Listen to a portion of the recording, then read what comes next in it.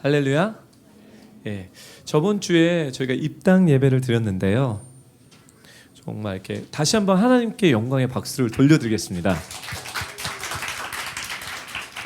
많은 분들이 보이는 곳에서 또 보이지 않는 곳에서 너무나 많이 수고해 주시고 또 협력해 주셔서 너무 감사드립니다. 제가 입당 예배를 드리고 나서 일주일 동안 계속해서 예배를 생각하고 또 지나온 우리의 여정을 생각해 봤을 때 실로 하나도 주님의 은혜로 된 것이 안 된 것이 없음을 정말 깨닫게 됐습니다. 그래서 어느 한 사람이 잘남도 아니요, 어느 한 사람이 유능함도 아니요, 힘이 있어서 된 게 아니라 정말 주님의 은혜 때문에 모든 것이 됐다는 것을 깨닫고 또 다시 한번 생각나고, 그래서 정말 그 은혜의 또 이 장소도 허락해 주신 우리 하나님 너무 짱 멋있지 않습니까? 예, 다시 한번 하나님께 영광의 박수를 드리겠습니다. 오늘은 2주 전에 이어서 구원받은 성도가 반드시 맺어야 할 성령의 열매에 대해서 여러분들과 은혜의 말씀을 나누기를 원합니다. 따라해 주십시오. 구원받은 성도가 반드시 맺어야 하는 성령의 열매들. 예. 이 말씀은요, 그냥 누구는 맺어야 되고 누구는 맺지 말아야 되고 이것이 아니라 우리가 구원을 받았다면 우리의 삶 가운데서 반드시 열매로 나온다는 것입니다. 여러분들이 이 열매를 추구하는 건 아니에요. 그렇지만 여러분이 구원을 받으셨다면 여러분의 삶 가운데 이 열매가 마땅히 드러나야 된다는 얘기입니다. 예. 그래서 이 얘기는 뭐냐면 무엇을 믿고 있는지는 무엇을 행하는지로 확인된다는 거죠. 무엇을 믿고 있는지는 내가 지금 무엇을 행하고 있는지에 연관성이 있습니다. 마음에서 진정한 은혜의 기적을 경험했고, 그 진정한 기적, 제가 얘기하는 이 기적은 구원입니다. 그분이 우리를 구원하셨다면 이게 은혜인데요, 이 구원받은 사람들은 그 삶에서 분명히 변화가 일어납니다. 여러분들이 구원받지 않았다면 삶의 변화가 일어날 수도 있고 안 일어날 수도 있지만, 구원받으신 분들은 구원에 합당한 변화들이 일어나는 것이 맞습니다. 이 얘기는 뭐냐면 콩 심은데 콩 나고 팥 심은데 뭐가 나죠? 콩을 심었는데 팥이 나지 않습니다. 팥을 심었는데 콩을 바란다면 이것은 맞는 이야기가 아닙니다. 즉, 우리가 구원을 받았다면 구원에 합당한 열매가 맺어진다는 것입니다. 예. 이처럼 예수님께서는 우리가 진짜 구원받은 성도라면 그것은 우리 생활 속에서 증거된다라고 말씀하고 있다는 거죠. 우리 첫 번째 말씀을 함께 보겠습니다.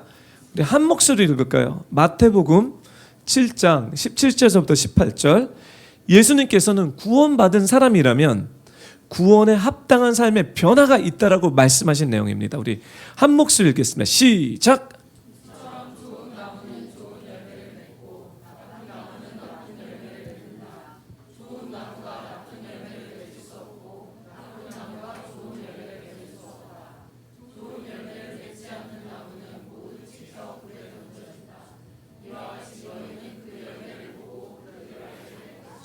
우리 예수님은요, 어렵게 말씀하지 않습니다. 우리가 진정 하나님의 자녀라면, 구원받은 성도라면 나쁜 열매가 생활 속에서 나오는 것은 뭔가 이상하다는 겁니다. 좀 더 구체적으로 얘기한다면 나쁜 열매가 생활 속에서 나온다는 것은 결국 죄의 결과입니다. 이것은 왜 우리의 삶 가운데 나쁜 열매가 나을까? 이건 죄에 대한 얘기인데요. 여러분들이 뷰티풀 인카운터를 하셨다면 죄의 뿌리는 어디서 나옵니까? 죄의 뿌리가 어디서부터 시작됐습니까? 네? 예, 원죄. 자, 따라해 주십시오. 원죄. 예, 오리지널 신입니다. 이것은 여러분이 창세기에서 배운 것처럼 아담과 하와가 하나님의 말씀을 순종하지 않고 뱀의 이야기를 듣고 먹음직하고 보기 좋은 그 선악과를 따먹으면서부터 죄가 인간에게 아담의 모든 인류의 뭐랄까 representative 선수가 되어서 마치 이 아담 하나로 이 죄가 모든 사람에게 퍼졌다면 여러분과 제 인생 가운데 나는 원하지 않지만 자꾸 삶 가운데 나쁜 열매가 나오는 것은 그 죄, 원죄로부터 시작된 것입니다. 예. 이해되셨죠? 뷰티풀 인카운터를 하신 분들은 다 아는 내용이지만 예, 여러분 삶 가운데 나는 왜 이렇게 나쁜 열매가 나오냐? 원죄, 죄가 해결되지 않았기 때문입니다. 네. 그리고 성경에서는 이렇게 얘기를 해요. 이 원죄 때문에 얼마나 인간이 죄 가운데 사는지 나쁜 열매를 맺는지 예, 창세기 6장 5절서부터 6절은 인간에 대한 정의를 내립니다. 보겠습니다. 창세기 6장 5절서부터 6절 우리 자매님만 한 목소리 읽겠습니다. 시작.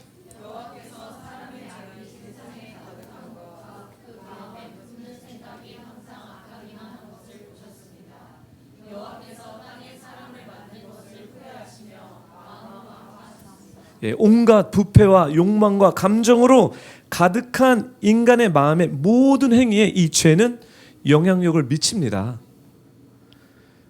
예, 결론을 내리십니다. 답이 없구나.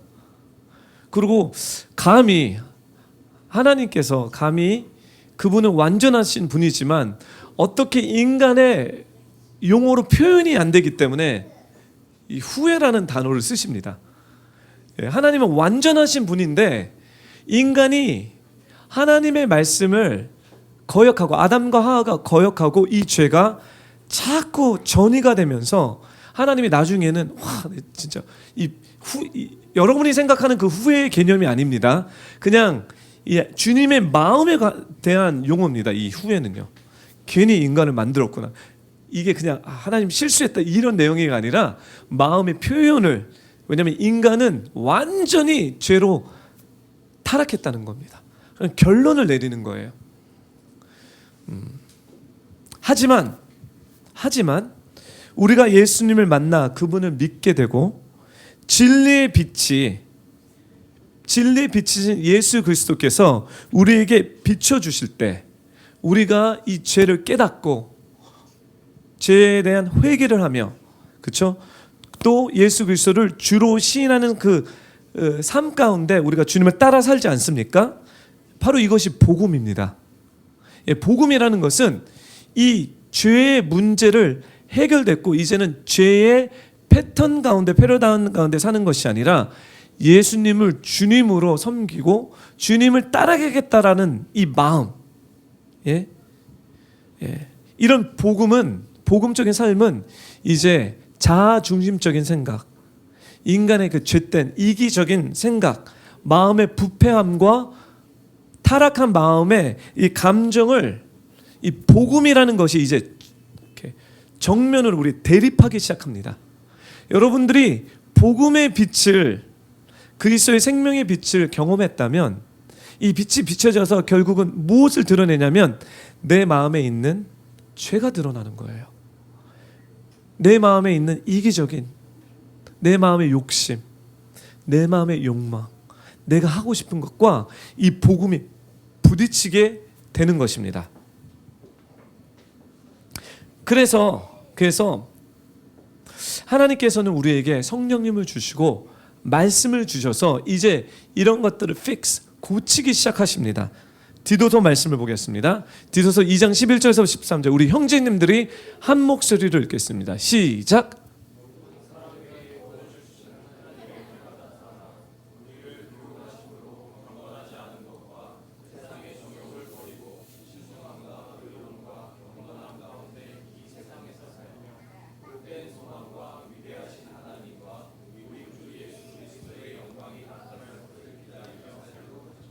보세요. 모든 사람들에게 구원을 주시는 하나님이 복음을 받은 사람들에게는 거듭남의 경험을 하면서 구원을 받게 됩니다. 그렇죠? 이 구원받은 사람들에게는 성령님의 인도함에 따라 어떤 일이 벌어지냐면 하나님의 말씀을 통해서 교훈 우리를 가르치기 시작합니다. 교훈하셔서 이제 경건하지 않는 것은 하나님 중심적이지 않는 그 모든 영역의 일들을 말씀하는 것입니다. 경건하지 않은 것과 세상의 정욕들, 세상에서 내가 취했던 욕심들, desire들, 감정들, 마음들을 버리고 심중함과 위로함과 경건 가운데 이 세상에서 살게 하는 것이 이 구원받은 사람들의 삶의 패턴입니다. 사랑하는 뷰포 성도 여러분, 여러분들이 구원을 받으셨다면 당연히 여러분의 자아에 있는 세상적인 것들, 경건치 않은 것과 이 복음이 성령님의 인도하심이 대립되기 마련입니다. This is nothing strange. 이게 이상한 일이 아닌 거예요. 이건 너무나 당연한 것입니다. 여러분의 마음에 자꾸 내면에 충돌이 있어야 되는 건데 그것은 뭐냐면 빛이신 생명의 예수 그리스도의 복음의 빛이 우리를 비춰주는 가운데 자꾸 내 안에 있었던 주님이 보시기에는 후회할 만한 그런 하나님 중심적이지 않은 그 모든 죄들을 한꺼번에 드러내지 않습니다. 살면 살수록 하나씩 마치 양파가 껍질을 벗기듯이 하나씩 벗겨나가는 것입니다. 여러분 이런 것들을 이상하게 생각하지 마십시오. 이것이 맞는 것입니다. 이것이 진리의 길입니다. 여러분들이 구원받으셨던 거듭났던 사람들이라면 여러분이 처음에 예수님을 만난 그날서부터 계속 살면서 빛이 비춰지면서 죄가 더욱더 드러나는 것입니다. 그렇지만 지금 우리가 깨달아야 하는 것은 우리를 교훈하심으로써 경건하지 않은 것과 세상의 정욕을 버리고 신중함과 의로움과 경건함 가운데 이 세상에서 살게 하십니다. 아멘. 복음은 우리 영혼을, 우리의 생각을, 우리의 마음을 육체의 정욕을, 욕심을 죽이게 하는 것보다 더 큰 의미가 없는 것입니다. 여러분 복음이라고 여러분 우리가 아는 복음은 내가 진짜 복된 삶을 살 거다. 나는 진짜 행복하고 기쁘고 즐겁고 이게 복된 소식이죠, 그렇죠? 여러분들이 생각하시는 그 복이 어쩌면 저는 100% 맞다라고 생각하는데 하나님이 말씀하시는 복과 다르다라고 생각이 안 됩니까? 제가 이 얘기를 할 때 예를 드릴게요. 우리 조세빈이 4살이잖아. 저기 지금 우리 조세빈이 생각하는 복이 뭐라고 생각합니까? 그죠? 설탕 듬뿍 든 이 사탕과 집에 딱 갔는데 카트 캔디 하우스예요. 모든 게 다 사탕이랑 장난감이랑, 그렇죠? 이게 우리 조세빈이 생각하는 복의 개념입니다. 사랑하는 뷰포 성도 여러분, 여러분들이 생각하는 조세빈을 향한 복의 개념과 좀 다르죠? 아니, 많이 다를 것입니다. 그렇죠? 부모님이 생각하는 복의 개념도 다를 것입니다. 사랑하는 뷰포 성도 여러분, 여러분이 지금 생각하는 그 복음에 대한 차원과 우리 전능하신 하나님이 우리 하늘에 계신 아버님께서 생각하시는 이 복의 개념이 왜 다르지 않다라고 생각합니까? 그럼 물어보겠습니다. 조세핀이 생각하는 그 복이 진짜 복입니까? 아니면 조세핀을 정말 사랑하는 아빠와 엄마가 생각하는 복된 개념이 조세핀에게 더 유익이 되는 것입니까? 이건 This is a rhetorical question. 예. 물어보겠습니다. 하나님이 여러분들을 향하는 복음이 진짜 복음인지 아니면 내가 생각했던 내가 결혼 잘하는 것이 무엇입니까? 내가 인생에서 성공하는 것이 무엇입니까? 내가 돈 많이 버는 것, 돈 정말 많은 버는 것이 무엇입니까? 돈을 많이 벌어도요, 여러분 내일 여러분에게 스테이지 4 캔서이라는 것을, 암이라는 것을 알게 되면 그 돈이 무슨 상관입니까? 여러분들이 세상에 가질 수 있는 명예를 다 가졌다 해도 여러분들이 만약에 오늘이 여러분의 인생의 마지막이라면 그 명예가 얼마나 복된 복입니까? 우리 하나님은요, 전지전능하신 분이시기에 지금 뭐냐면 우리에게 구원을 주셔서 진짜 복된 길로 인도하시기 원하시는데, 그게 인도하는 게 맞다는 거예요. 그래서 자꾸 구원받은 사람들은 성령님의 인도하심 가운데 갈라디아서 5장 24절에 이렇게 인도해 주세요. 그리스도 예수께 속한 사람들은 육체와 함께 그 정욕과 욕망을 십자가에 못 박게 하고 있다는 것입니다. 거듭난 사람들은, 구원받은 사람들은, 예수 그리스도에 속한 사람들은 육체와 함께 그 정욕과 욕망을 십자가에 못 박게 합니다. 이것이 성령님이 하시는 일이십니다. 사랑하는 뷰포 성도 여러분, 이때 지금쯤이면 여러분 이렇게 생각해요. 좀 머리가 빨리 이렇게 회전하시는 분들은, 그럼 나는 주님에 속했다면, 그러면 다른 사람을 말고 나는 과연 예수님께 속해서 내 육체와 함께 그 정욕과 욕심을 십자가에 못 박고 있느냐는 거예요.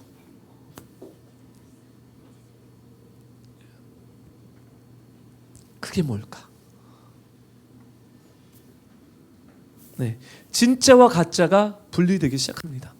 진짜 구원받은 사람과 구원받았다고 착각하는 사람의 삶의 현 주소에서는 내가 육체와 함께 나의 정욕과 욕망을 그리스도의 십자가에 못 박고 살고 있는지 아니고 있는지 이제 쇼부가 갈려지기 시작합니다.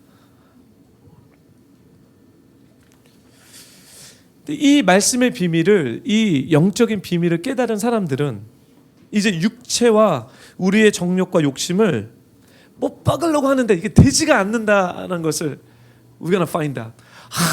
못 박아야지. 맞다.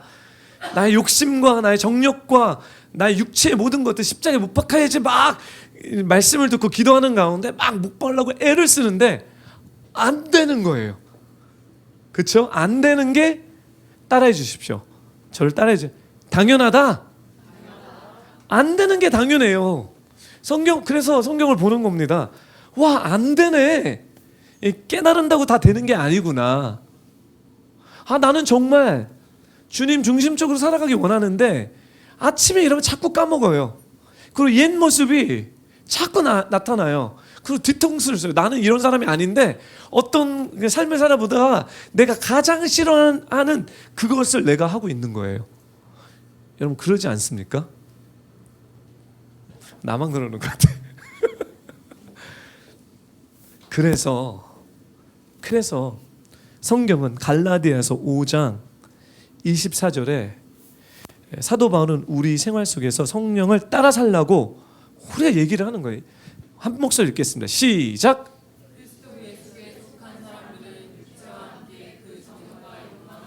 네, 다음 25절. 그래서 시작. 예, 다음 절에 답을 주는데, 와, 육체의 정욕, 이 욕심, 진짜 이거 어떻게 해야 되지? 도대체 답이 안 나온다. 막 추락해도 안 되는 거예요. 노력해도 안 되는 거예요. 작심삼일이면 할렐루야. 하루도 안 가서 확 변화되는 나인 가운데 사도 바울이 오호라, 우리 공고한 자도다. 썩스라고 얘기를 하는 거예요. 그랬을 때 사도 바울이 만일 우리가 성령으로 산다면 또한 성령을 따라 행한다는 거라는 거죠. 즉 인간의 육체의 정욕과 욕망을 이길 수 있는 힘은 성령의 도우심을 받아야 된다는 것입니다. 근데 제가 이 얘기를 하면서 이런 건 아니에요. 성령님이 도와주시는데 여러분들은 가만히 있고 노력하지 않는다면 절대 변화는 없습니다. 성령이 도와준다는 것은 우리의 노력은 당연히 드려야 된다는 거예요. 우리 의지 없이 성령님은 도와주지 않는다는 거죠. 그냥 나는 맨날 잠자고 있는데 내가 하고 싶은 대로 하는데 성령님 도와주세요. 그분은 인격적인 분이시기 때문에 도와주시고 싶어도 우리를 안 도와준다는 거예요. 안 도와준다는 것이 도와주실 수 없다는 겁니다. 즉 이 얘기는 주님, 내가 구원받은 자로서 이제 육체의 정욕과 욕심을 이제 나는 그렇게 살고 싶지 않습니다. 이게 얼마나 불행한 일인 줄 나는 알았기 때문에 그렇게 안 살기 원합니다.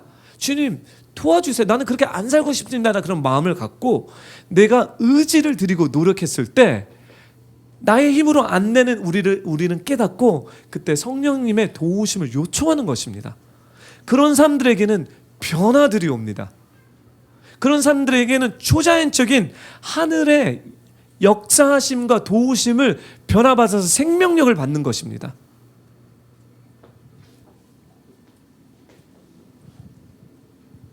요한복음 14장 24절을 읽겠습니다. 그래서 예수님이 이렇게 얘기를 해요. 정말 그런 마음을 갖지 않는 사람, 구원받았다고 이런 마음이 없는 사람은 뭐가 잘못된 거예요. 그래서 예수님은 요한복음 14장 24절 26절에 이렇게 말하는데 우리 자매님들 한 목소리 읽겠습니다. 시작.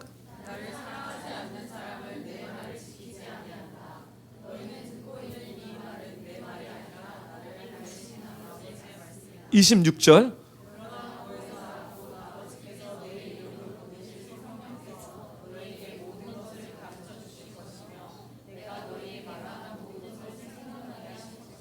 자, 보십시오. 주님, 우리 예수님이 우리에게 가르쳐 주시는 건데요. 너무 간단해요. 이게 복잡한 게 아니에요. 여러분, 구원 받으셨습니까? 그러면 여러분은 예수님을 사랑할 수밖에 없어요. 사랑하는 것이 무엇입니까? 사랑하는 것이 눈물을 흘리는 것입니까? 뭐 그럴 수 있어요. 근데 사랑한다는 그 정의를 예수님은 내 말을 지키는 사람이 사랑한다는 거예요. 그렇다면 사랑하지 않는다는 것은 무엇입니까? 내 말을 지키지 않는다는 거예요. 지키지 않는다는 것을 성경으로는 불순종이라고 얘기를 하고 있는 거예요. 여러분들이 성경학자처럼 이 성경 말씀을 몰라도 됩니다. 그렇지만 예수님을 사랑하는 사람은요, 예수님을 사랑하기 때문에 내가 이걸 알든 모르든 성경 말씀을 지키면서 사랑한다는 거예요. 왜 그런지 아세요? 우리가 예수님을 믿게 되면 우리 예수님이 있습니다. 보혜사, 카운슬링이신 우리 상담자이신 성령님을 선물로 받아서 그분이 모든 진리로 우리를 인도하십니다. 이 말씀을 알든 모르든 성령님이 인도하시는 것은 이 말씀으로 말씀의 컨셉으로 인도하는 것이 아니라 삶 속에서 이 말씀이 드러난다는 거예요. 그럼 우리가 왜 말씀을 배우냐? 더 알기 원해서, 제대로 알기 위해서, 헷갈리지 않기 위해서 이 말씀을 파고드는 건데, 여러분께서 정말 주님을 사랑한다면 성령님이 여러분에 들어오셔서 진리로 여러분들을 인도해 주시는데, 진리는 그 하나님의 말씀인 거예요. 자, 그러면 정리를 하겠습니다. 우리가 구원을 받았다면, 우리가 거듭났다면, 거듭남은 요한복음 3장에 물과 성령으로 다시 태어나는 것입니다. 거듭나지 않은 사람은요, 물과 성령으로 태어나지 않은 사람입니다. 이건 제 얘기가 아니라 요한복음 3장에 있는 말씀입니다. 거듭났다라는 것은 위로부터 태어난 사람들입니다. 사랑하는 비오포 성도 여러분, 여러분들은 정말 여러분 스스로에게 질문을 해보셔야 돼요. 내가 위로부터 태어났는지, 내가 거듭을 났는지, 내가 거듭났다면 물과 성령으로 태어났는지. 이 사람들에겐 성령님이 선물로 주어지게 됩니다. 특별한 사람이 아니라 모든 하나님의 자녀들에게 카운슬링, 상담자이신 성령님을 선물로 받고, 그 상담자에 있는 성령님께서 우리를 우리의 삶의 모든 영역 가운데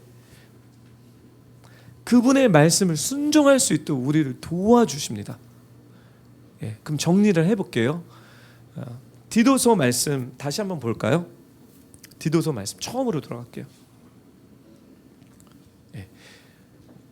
우리 구주 하나님의 자비와 사랑이 나타날 때 그분은 우리를 구원하셨습니다. 여기까지 지금 제가 설명한 거예요. 이는 우리를 의로운 행위 때문이 아니요 오직 그분의 자비 때문이다. 그분은 거듭나게 씻어주시고, 이게 바로 물로 태어났다는 거예요. 여러분의 죄를 씻음을 받았다고요.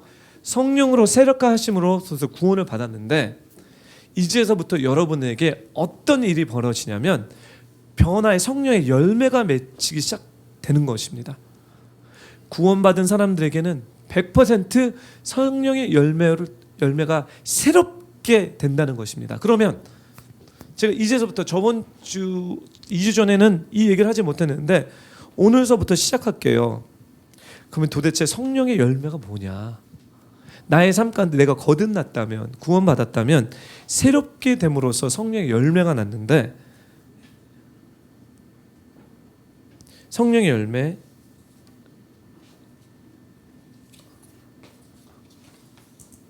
첫 번째, 순결한 마음입니다. 순결한 마음. 성경은 구원받은 성도의 삶 가운데 순결한 마음을 가지라고 정말 많이 얘기합니다. 사도행전 15장 9절 말씀. 우리 자매님들이 형제님들 한 목소리 읽겠습니다. 시작. 이 순결한 마음은요, 어떤 마음이냐면 깨끗한 마음입니다. 하나님께서 그 마음을 믿음으로 깨끗게 하시라고 말씀하셨고, 또 히브리서 10장 22절 있나요? 10장 22절 우리 자매님들 한 목소리 읽겠습니다. 시작.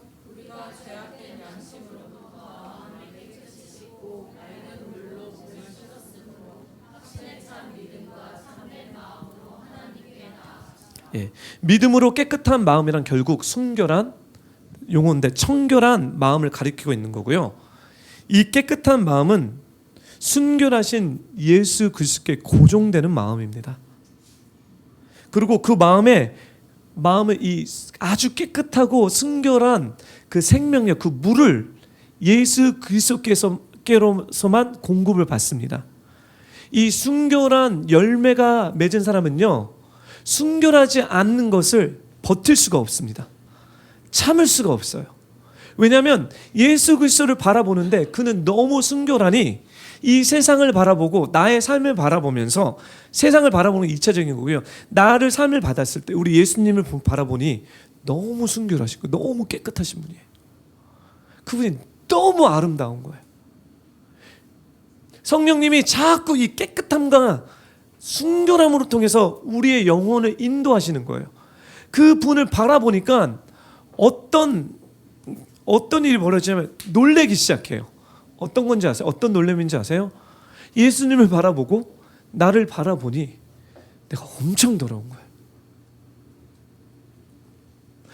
예전에는 그냥 괜찮다고 생각했는데, 나는 그래도 다른 사람들보다 더 순결하고 깨끗하지 않냐, 다른 사람보다 더 월등하게 배로리라고 생각했는데, 순결하신 예수 그리스도를 집중하다 보고 성령님께서 그렇게 인도하다 보니까요, 그분이 주시는 그 깨끗한 물을 마시고 그 순결한 것들을 너무나 기뻐하고 즐거워하고 행복해 하니까, 이게 바로 로마서 7장 22절, 내가 속으로는 하나님의 법을 즐거워합니다. 하나님의 말씀이 너무 즐거운 거예요. 순결하신 구세주와 영원히 살기를 기대하면서, 요한 1서 3장 3절 말씀이에요. 요한 1서 3장 3절 제가 읽을게요. 없죠. 누구든지 그분을 향해 이 소망을 가진 사람은 이 구원의 소망입니다. 그분께서 정결하신 것처럼 자신을 정결하게 합니다. 누구든지 그분을 향해 이 소망, 이 구원의 소망을 가진 사람은 그분께서 정결, 깨끗함, 순결하신 것처럼 자신을 깨끗하고 정결하고 순결하게 하십니다. 그래서 믿음으로 깨끗해진 사람은 당연히 도덕적으로 영적으로 더러운 그 무엇과도 무엇이든 상관없이 혐오하기 시작합니다.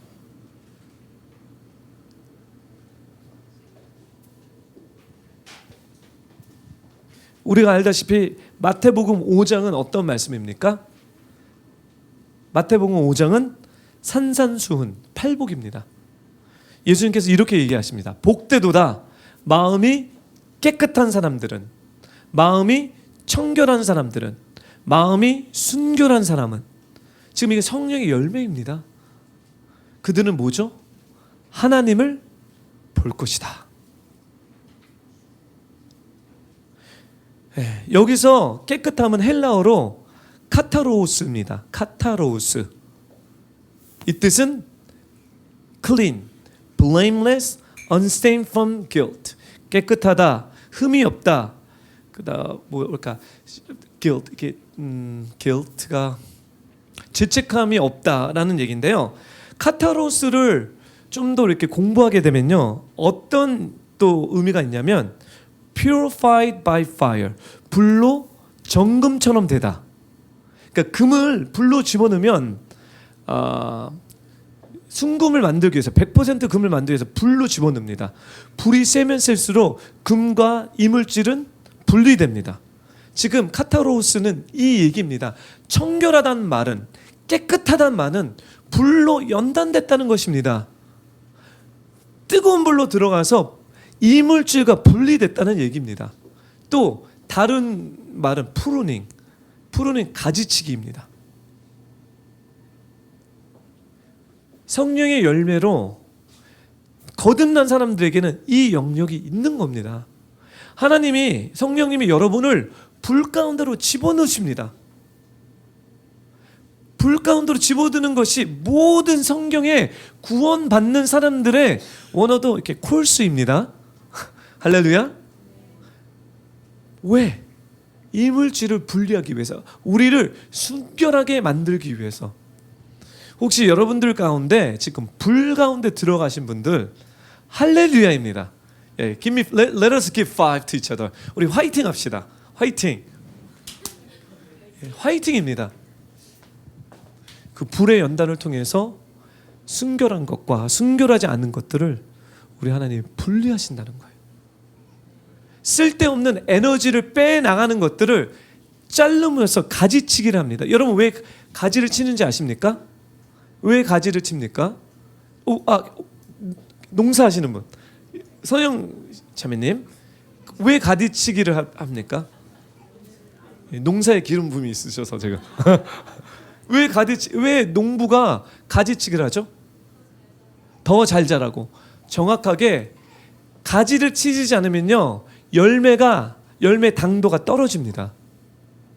가지를 치어야지 쓸데없는 에너지와 뉴트리언스가 쓸데없는 가지로 들어가는 것이 아니라 제대로 들어가서 제대로 당 높은 열매를 맺기 위해서입니다. 사랑하는 비로포 성도 여러분, 성령님의 인도함을 통해서 이제 여러분이 구원받는 사람이라면 여러분의 쓸데없는 가지를 잘라서 여러분들이 맺어야 되는 합당한 열매에 당도 높은 열매를 맺기 원하시는 것이 우리 주님이 원하시는 것입니다. 여러분들을 정금과 같이 만들어서 여러분들을 정말 순금과 같이 만들기 위해서 불로 집어넣는 것이 우리 성령님이 인도하시는 것입니다. 즉 믿음으로 마음을 깨끗하게 한다는 것은 첫 번째, 하나님의 빛, 하나님의 말씀, 이 생명력을 통해서 여러분들의 생각이 정화됨으로써 생각의 오류에 벗어나는 일을 합니다. 이게 제가 쓰고도 너무 좋아서 다시 여러분들에게 설명하겠습니다. 마음으로 마음을 순결하게 깨끗하게 한다는 건 첫 번째, 하나님의 빛, 말씀을 통해서 우리의 생각이 정화됨으로써 오류에 벗어나는 것입니다. 두 번째, 양심이 정화되어서 죄책감에서 벗어나는 것입니다.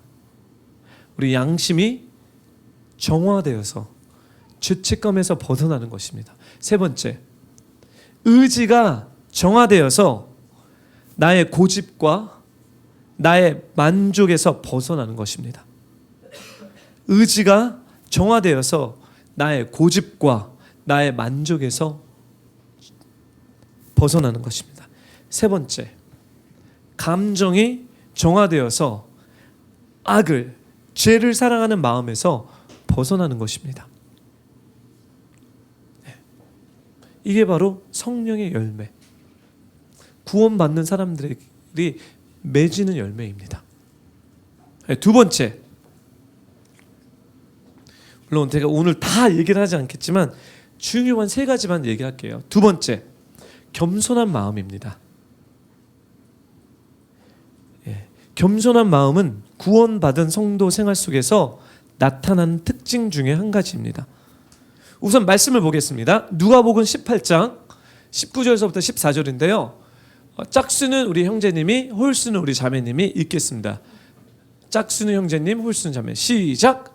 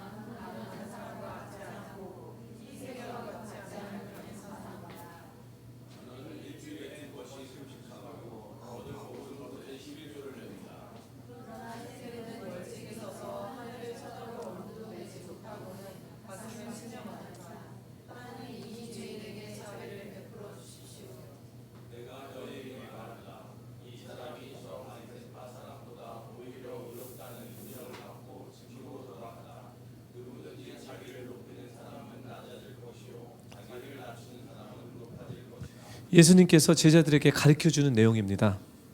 두 사람이 있습니다. 바리새인, 종교 지도자, 말씀을 사랑하는 사람.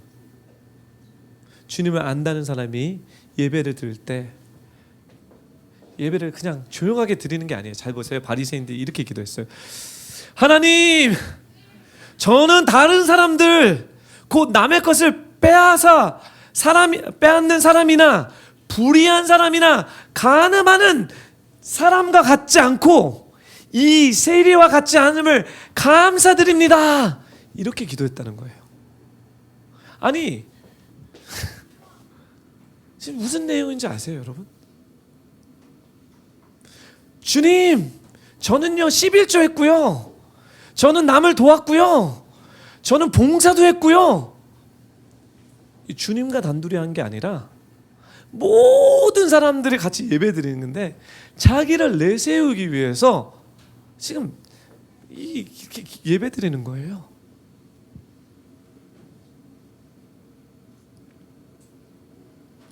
근데 참 이 세리는, 그렇죠, 이 바리새인들 제일 앞에서 모든 사람들이 다 자기를 볼 수 있는 그 가운데 지 잘난 것을, 지 잘났다고 지금 얘기하는 거예요. 근데 세리가 있습니다. 세리가 누굽니까?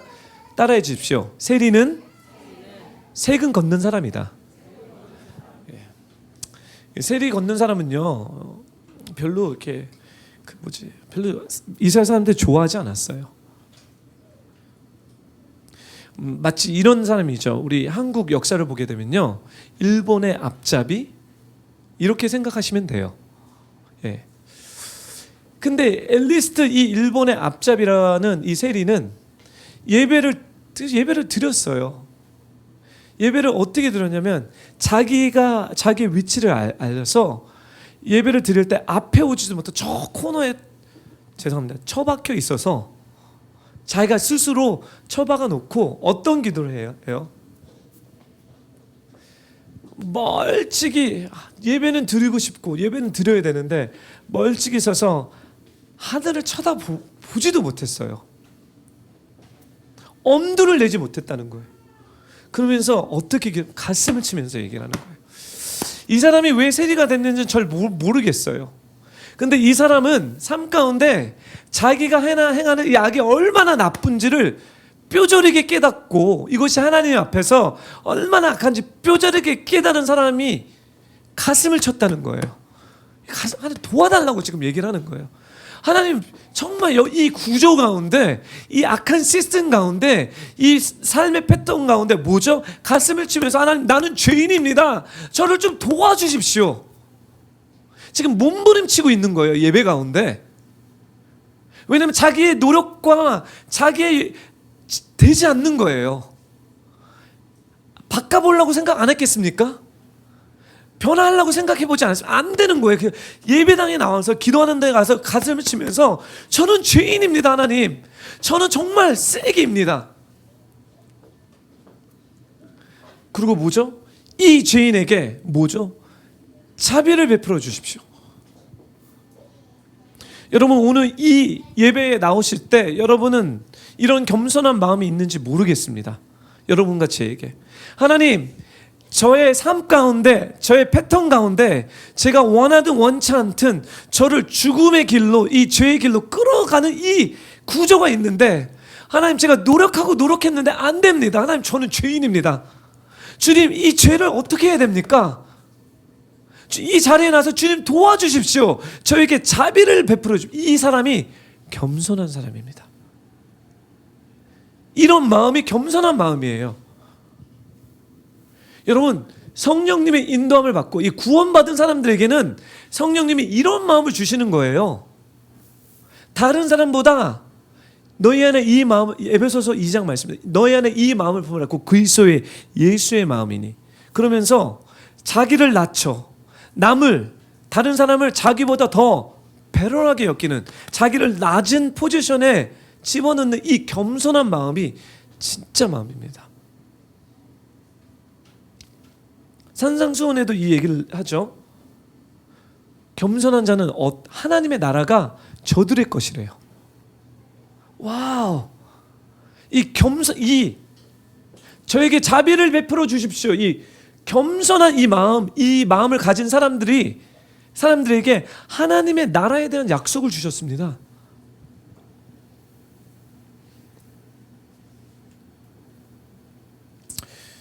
모르겠어요. 저 요새 좀 입당 예배 드리고 영적으로 되게 하이해야 되잖아요. 요새 좀 입당 예배 주고 말이 좀 줄어들었어요. 제가 하고 싶은 말이 별로 없어요. 내가 정말 주님 앞에서 제대로 이렇게 살고 있는지. 입당 예배 드려서 너무 감사한데, 도대체 개인적으로 나는 하나님 앞에서 정말 잘하고 있는 건지. 근데 왠지 모르게 정말 마음이 좀 썰렁해요.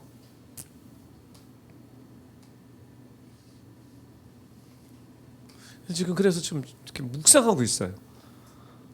제 스스로를 돌아보고 있어요.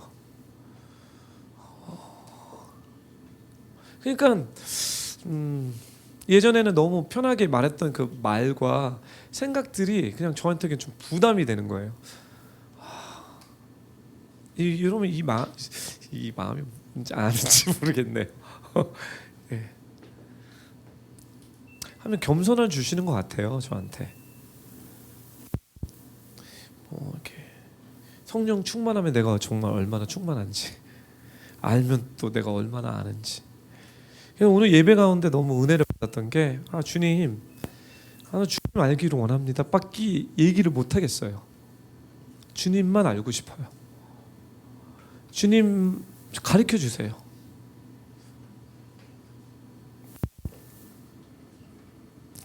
구원받은 성도는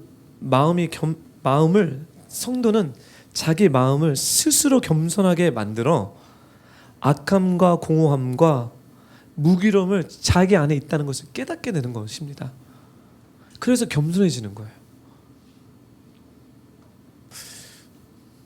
오늘 진엽성 교사님이 우리 약간 이렇게 일터사역에서 막 정말 많은 것들을 나누시더라고요.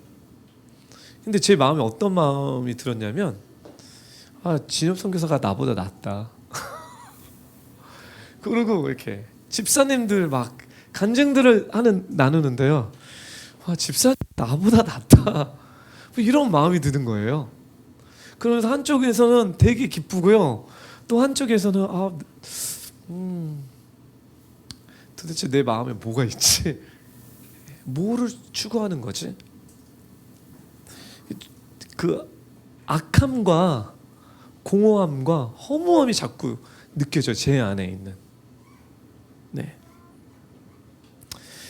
그래서 겸손한 성도의 마음은 이제껏 제가 가득한 삶을 살아왔고 지금도 아무런 자격이 없다는 생각으로 자신의 약점과 부족함과 부패함을 의식하게 합니다.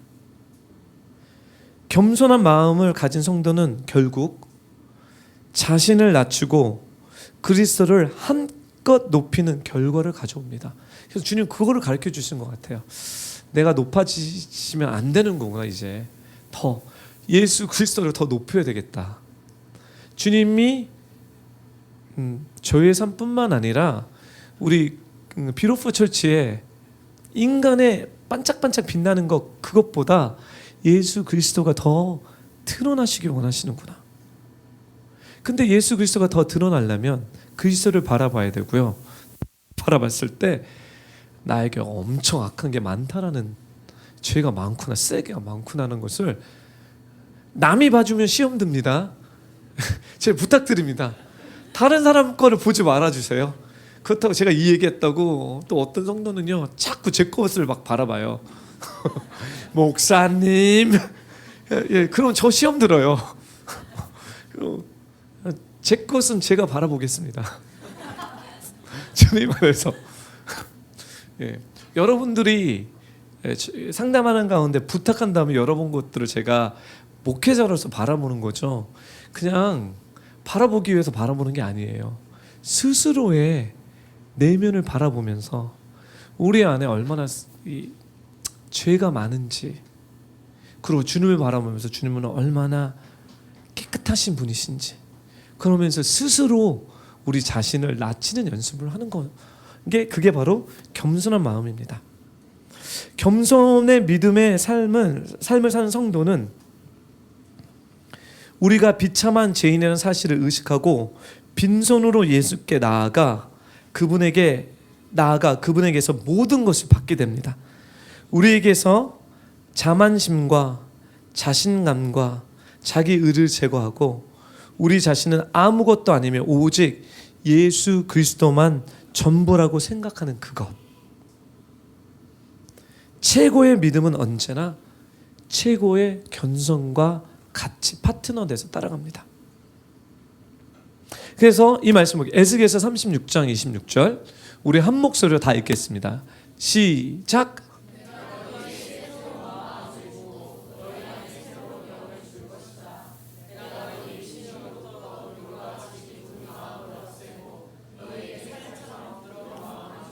예, 이건 겸손한 마음의 반대입니다.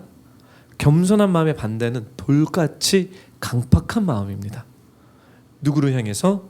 하나님을 향해서, 예수님을 향해서, 영적인 것을 향해서. 예수 구원받은 사람은요 돌같은 마음이 아니라 겸손한 마음입니다.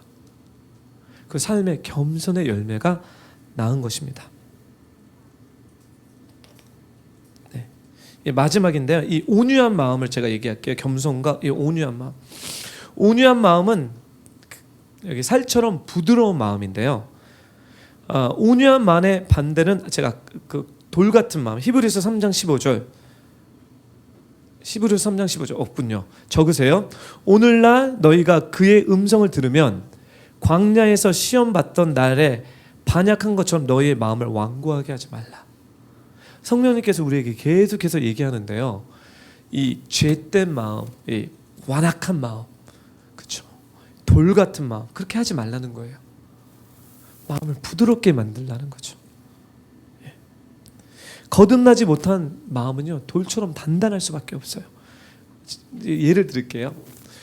이 사람이 아무리 인격적으로 훌륭하고, 이게 예를 들어서 불우이웃 돕기를 하는 이런 정말 세상의 관점에서 훌륭한 선생일지라도 거듭나지 않은 사람은 영적인 얘기를 했을 때 돌처럼 단단해질 수밖에 없어요. 여러분 이걸 이상하게 생각하지 마세요. 그거는 이 사람의 인격에 대한 얘기가 아니에요. 그건 뭐냐면 거듭나지 않았기 때문에, 구원받지 않았기 때문에 마음이 딱딱할 수밖에 없어요. 이 사람이 아무리 인격적으로 훌륭해도. 그렇기 때문에 구원받은 사람, 거듭난 사람은요, 그 사람이 아무리 인격적으로 개팍해도 영적인 거에 대해서는 어린아이처럼 부드러워진다는 거예요. 이게 영적인 비밀입니다. 우리가 이 진리를 모르면 헷갈려요. 저 사람 인격적으로 왕싸가지인데 어떻게 교인이 됐을까? 상관없습니다. 성령님이 들어오셔서 영적인 것에 대해서 부드럽게 계속해서 마음을 부드럽게 만들어서 변화시키는 거예요. 거듭나지 못한 사람은요, 아무리 인격적으로 훌륭해도 영적인 얘기를 하십시오.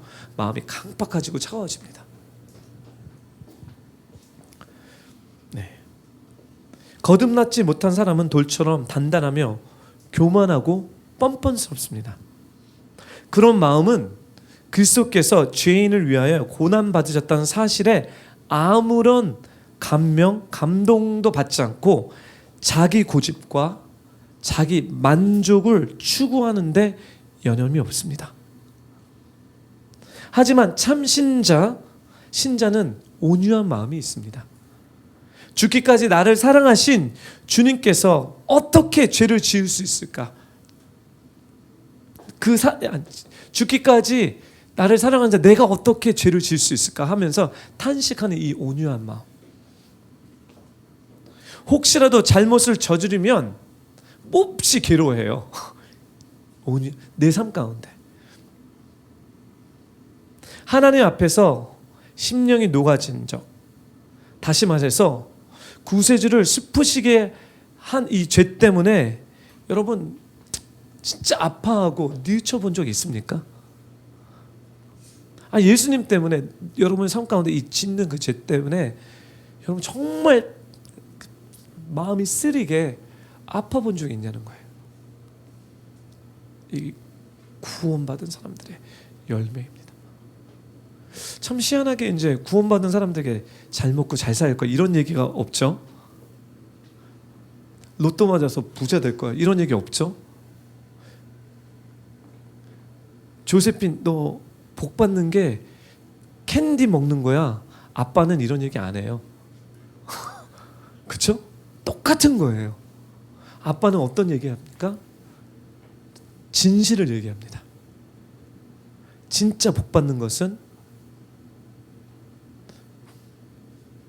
부모님 말 잘 듣고 형제 우애하고, 그쵸? 이런 얘기예요. 성경을 보면요 이런 관점. 근데 우리 맨날 카튼 캔디 달라고, 사탕 달라고, 사탕 안 주니까 당신은 나쁜 하나님이야. 성령님은 그렇게 얘기하지 않아요. 그게 성령님이 우리의 삶 가운데, 여러분 이제 말씀 마쳐 끝났습니다. 여러분 제가 여러분을 권면하는 시간이에요 지금. 여러분 도대체 무엇 때문에 바쁘십니까? 여러분 월화수목금토에 무엇 때문에 열심히 달려가고 있습니까?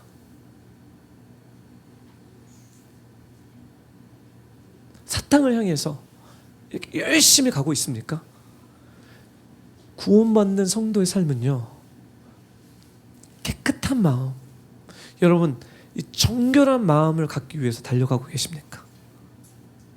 온유한 마음을 받기 위해서 달려가고 있습니까? 겸손한 마음을 받기 위해서 달려가고 있습니까? 아니면